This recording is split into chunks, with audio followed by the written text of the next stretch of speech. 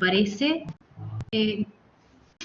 Bueno, retomo un poco la cuestión de las preguntas que me habían hecho, porque justo en el momento en que me habían empezado a plantearlas, se me desconectó, no pude continuar, así que retomo algunas, solamente para terminar de cerrar nada más mi exposición. Me habían preguntado si Kierkegaard logra establecer un sentido del ser, el sentido del ser, bueno, el comentario siguiente dice: Heidegger afirma que no se puede establecer el sentido. Lo que pasa es que tanto en Kierkegaard como en Heidegger no se puede establecer el sentido del ser, en tanto que el existente está condicionado a ser quien es, está condicionado a ser, en el caso de Kierkegaard, un espíritu, y en el caso, o una síntesis espiritual, y en el caso de Heidegger está condicionado a ser un ser ahí, el lugar en el que el ser se manifiesta, y en ese sentido son seres o individuos que no pueden determinar el sentido del ser. El sentido del ser ya está dado, y por lo menos en el Heidegger de Sein und Zeit, este sentido lo excede al Dasein, lo excede al espíritu. Hay el ser del Dasein, de alguna manera, es ya siempre comprensión del ser, y el ser del espíritu es ya siempre un ser posible, un ser espiritual. Esta condición les es dada, y en todo caso no pueden ejercer ninguna decisión sobre ello. Sin embargo, el espíritu, en el caso de Kierkegaard, es espíritu en tanto y en cuanto decide serlo. Se decide ser quien él mismo es, decide ser espíritu. Y esto lo hace cuando asume su existencia como una existencia espiritual, finita, fáctica y posible.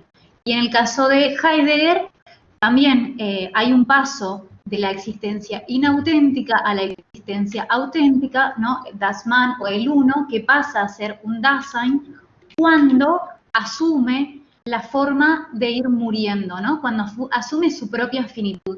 Y en relación a esto, la segunda pregunta es si el esteta, en el caso de la filosofía kierkegaardiana, se parece o se asimila en algún sentido al Das Man heideggeriano. Efectivamente, esto yo creo que es así.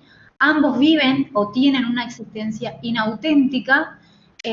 Tanto el esteta como el uno no asumen su propia condición de finitud, no asumen su condición espiritual, no asumen su condición de posibilidad, respectivamente.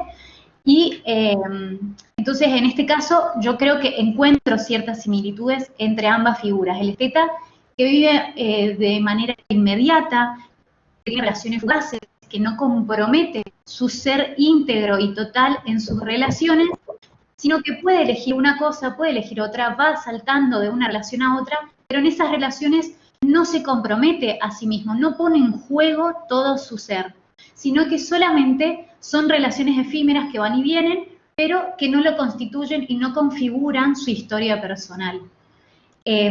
Pasa lo mismo en el caso del uno, que vive y existe como ente entre otros entes, y su ser no le interesa, su ser no constituye para él una tarea, no es aquel que se ejercita por hacer ser su ser. En cambio, aquel individuo existente que vive en una dimensión auténtica, en una dimensión o existencia propia, diría Heidegger, es aquel que asume su propia finitud, el hecho o la realidad de que en algún momento va a morir, y en ese sentido elige entonces el modo de ir muriendo. ¿Cómo lo elige? ¿Cómo lo hace? A partir de sus relaciones con el mundo, con los otros entes y con los otros también. Ambos dos, ¿no?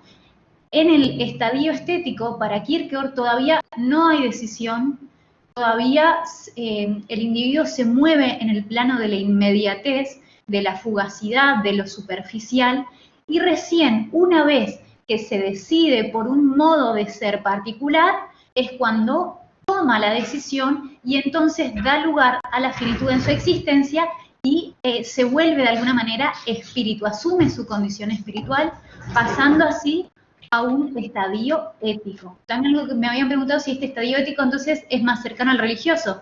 Claramente el estadio ético es, digamos, el existente puede pasar del estadio ético al religioso en el momento en que, digamos, se asume así, asume la dimensión de la fe, y entonces se puede decir de alguna manera que el estadio ético es más cercano al religioso que el estadio estético. Sin embargo, cuando el esteta pasa del estadio ético al estadio religioso, no lo hace de una vez y para siempre, de manera absoluta, sino que todo el tiempo tiene que esforzarse por hacer esta decisión, por asumir su propia condición, por asumir en este caso la condición de la fe, y entonces dar el salto hacia la existencia del estadio religioso. Creo que esas eran un poco las preguntas. Sí, perfecto. Bueno, te agradecemos, Diego. Y bueno, vamos a pasar entonces a la siguiente mesa, ¿sí? Presentando a Edgar Farías, que es licenciado en Filosofía y profesor en Teología por la Universidad del Norte, Santo Tomás de Aquino. También es profesor de Antropología Filosófica en el Profesor de Filosofía, Instituto 22 de Olavarría. Es profesor de Filosofía en el nivel secundario y profesor de Teología Fundamental en el Instituto Hogares Nuevos. En esta ocasión, el título de su ponencia es La primacía del amor, notas del amor conyugal en las obras del amor. Los dejamos con él. Muy bien, muchas gracias por la presentación. Creo que se me escucha bien. Vamos a... Perfecto, entonces. Muy bien, es un poco, es una reflexión, digamos, o como bien se expresa en el título, son notas que uno puede ir tomando desde la lectura kierkegaardiana sobre las obras del amor, pero no solo en las obras del amor, como lo vamos a ir viendo a lo largo de la ponencia.